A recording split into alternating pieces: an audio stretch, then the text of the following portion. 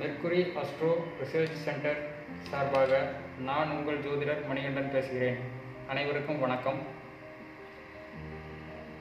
நாம் இந்த பதிவில் பார்க்க போகிறது இரண்டாம் இடம், இரண்டாம் பாவத்துடைய காரகத்துவங்கள் என்னென்ன அப்படிங்கிறத பற்றி இந்த பதிவில் நம்ம பார்க்க போகிறோம்.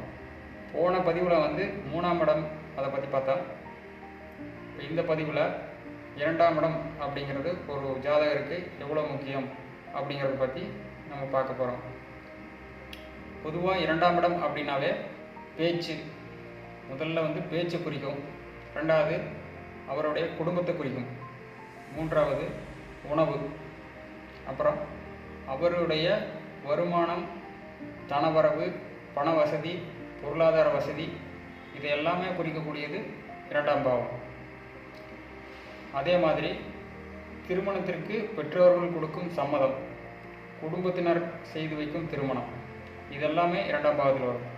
அதே போல் அவருடைய கையிருப்பு பணம், அவருடைய சொத்து, ரொம்ப மதிப்பாக வச்சிருக்கிற பொருள், அது அவருடைய அக்கௌண்ட் பேலன்ஸு, அவருடைய ஏடிஎம் கார்டு, இதெல்லாமே அவருடைய இரண்டாம் பாவத்தை சம்மந்தப்படுத்தி தான் வரும்.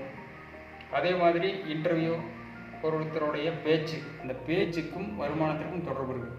ஒருத்தருடைய வருமானம் குறைஞ்சிருச்சு அப்படின்னா அவங்களோட குடும்பத்தில் பிரச்சனை இருக்கும், பொருளாதார பிரச்சனை வரும், குடும்பத்தில் பிரச்சனை வரும். வருமானங்கிறது உணவை பாதிக்கும், பேச்சை பாதிக்கும், குடும்பத்தை பாதிக்கும். இரண்டாம் இடத்தோட முக்கியத்துவம் என்ன அப்படிங்கிறது நம்ம எல்லாம் கண்டிப்பாக இதன் மூலிமா தெரிஞ்சுக்கணும். இப்போ இந்த இரண்டாம் இடம் அப்படிங்கிறது ஒவ்வொருத்தருடைய ஜாதகத்தில் எப்படி இயங்கிட்டு இருக்குது, இரண்டாம் பாவத்து மூலிமா பொருளாதாரத்தை உயர்த்துறது எப்படி அப்படின்னு பார்ப்போம். இப்போ பொதுவாக இரண்டாம் பாவத்தை இயக்கிறதுக்கு 2-3 வழிகள் இருக்குது. ஒருத்தருடைய ஜாதகத்தில் காலபுருஷனுக்கு இரண்டாம் அதிபதியான சுக்கிரன், அதான் சுக்கிரதசைன்னு சொல்லுவாங்க, சுக்கிரதசை வந்துச்சுன்னா நல்லது அப்படின்னு சொல்லுவாங்க. காலபுருஷனுக்கு இரண்டாம் அதிபதியான சுக்கிரன், காலபுருஷனுக்கு 11ஆம் அதிபதியான சனி, இந்த இரண்டும் ஒருத்தர் ஜாதகத்தில் சேர்ந்துருக்குது அப்படின்னா அவருக்கு முதல் நிலையான பொருளாதார உயர்வு ஏற்படும்.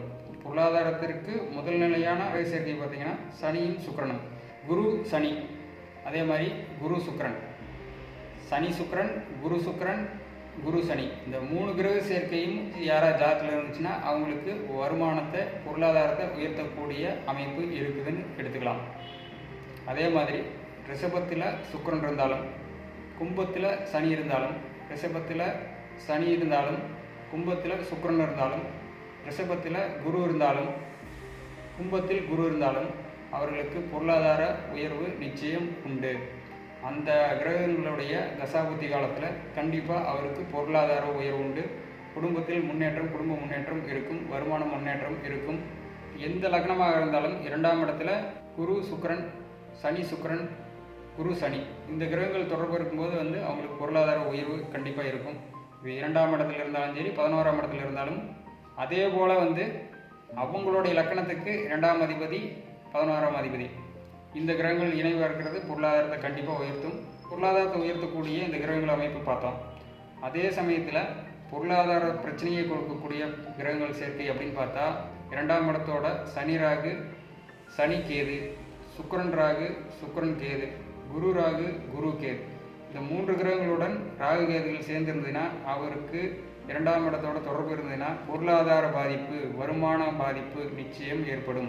ராகு கேதுகளின் கோச்சாரத்தில் கிரகங்கள் மேல் வரும்போதும் இந்த இரண்டாம் இடத்திற்கு வரும்போதும் நிச்சயமாக அவருக்கு வருமான பாதிப்பு ஏற்படும். இரண்டாம் இடத்துல என்னென்ன கிரகங்கள் இருந்ததுன்னா என்னென்ன மாதிரியாக அவருக்கு எந்தெந்த வகையில் அவருக்கு வருமானம் வரும் அப்படிங்கிறத பார்ப்போம்.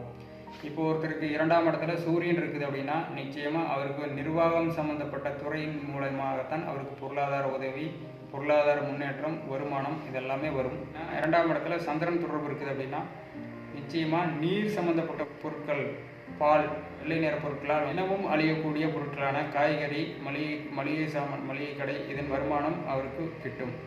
இரண்டாம் இடத்துல செவ்வாய் இருக்குது அப்படின்னா அவருக்கு பேச்சு, ஆயுதங்களால், இயந்திரங்கள் மூலியமாக செய்யக்கூடிய தொழில்களால் அவருக்கு வருமானம் வரும். செவ்வாய் பாவகிரகமாக இருக்கிறனால பிரச்சனைகள் இருக்கும், கஷ்டப்பட்டு கஷ்ட ஜீவனமாக இருக்கும், கஷ்ட ஜீவனத்தின் மூலியமாக வரக்கூடிய வருமானமாக இருக்கும்.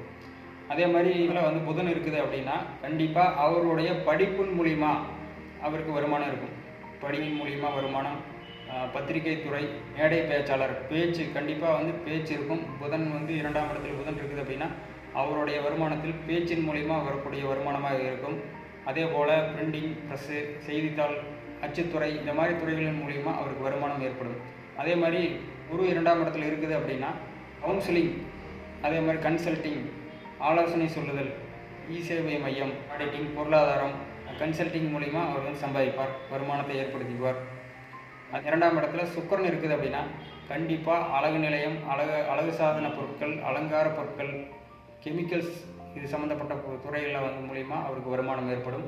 அதே மாதிரி 2ல் சனி இருக்குது அப்படின்னா நிச்சயம் அவருக்கு வந்து பழைய பொருட்கள், இரும்பு சம்மந்தப்பட்ட பொருட்கள், பழைய பொருட்களை வாங்கி வைக்கிறது, புராதன பொருட்கள் மூலிமா வந்து அவருக்கு வருமானம் வர்றது, சாஸ்திரங்கள் மூலிமா அவருக்கு வருமானம் வர்றது, இந்த அமைப்பெல்லாம் அவருக்கு 2ல் சனி இருந்தால் ஏற்படும். 2ஆம் இடத்துல ராகு அல்லது கேது இருக்குது அப்படின்னா நிச்சயம் அவருக்கு வருமான தடை ஏற்படும். சர்ப்பதோஷ ஜாதகம்னு சொல்லுவாங்க. லக்கணத்துக்கு 2ல் ராகு கேது இருந்தது அப்படின்னா அது வருமான தடையை குறிக்கும். வருமான தடை ஏற்பட்டால் குடும்பத்தை பாதிக்கும். 2ஆம் இடத்துல ராகு கேது இருந்ததுன்னா அது வருமானத்தை பாதிக்கும். 2ஆம் இடம் பாவரங்களுடன் ராகு கேது சம்மந்தப்பட்டிருக்கும். என்ன காரணம் அப்படின்னா குடியை கெடுக்கும் அப்படிங்கிற மாதிரி ராகு கேது தான் குடிப்பழக்கத்துக்கு அடிமைப்படுத்தக்கூடிய கிரகங்கள். 2ஆம் இடத்துல சனி, ராகு கேதுகள், செவ்வாய், சனி, ராகு கேதுகள் இல்லாமல் இருக்கிற வரைக்கும் இந்த குடும்பத்தில் பொருளாதார பிரச்சனை இருக்காது. இந்த காலகட்டத்தில் அவருக்கு பொருளாதார உயர்வு ஏற்படும், வருமான உயர்வு ஏற்படும். அப்படின்னா லக்கணத்துக்கு 2ஆம் இடத்துல இருக்கிற கிரகத்தின் மேலே கோச்சார குரு எப்போ வருதோ, கோச்சார சுக்கிரன் எப்போ வருதோ அந்த காலகட்டங்களில் அவருக்கு வருமான உயர்வு ஏற்படும், பொருளாதார உயர்வு ஏற்படும். 16ஆம் இடத்து அதிபதியோட திசை புத்தியில் வந்து அவருக்கு வருமான உயர்வு ஏற்படும், பொருளாதார உயர்வு ஏற்படும். இதே ஒருத்தர் ஜாதகத்தில் 2ஆம் அதிபதியும் 11ஆம் அதிபதியும் சேர்ந்துருக்குது அப்படின்னா பொருளாதார உயர்வு நிச்சயம் ஏற்படும். பொருளாதார உயர்வு, வருமான உயர்வு பற்றியும் இந்த பதிவில் வந்து பார்த்தோம். அடுத்த பதிவில் மற்றொரு நல்ல தகவலுடன் மீண்டும் சந்திப்போம்.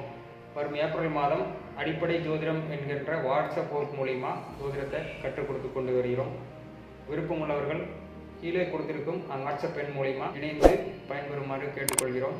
மீண்டும் அடுத்த பதிவில் சந்திப்போம். நன்றி, வணக்கம், வாழ்க வளமுடன்.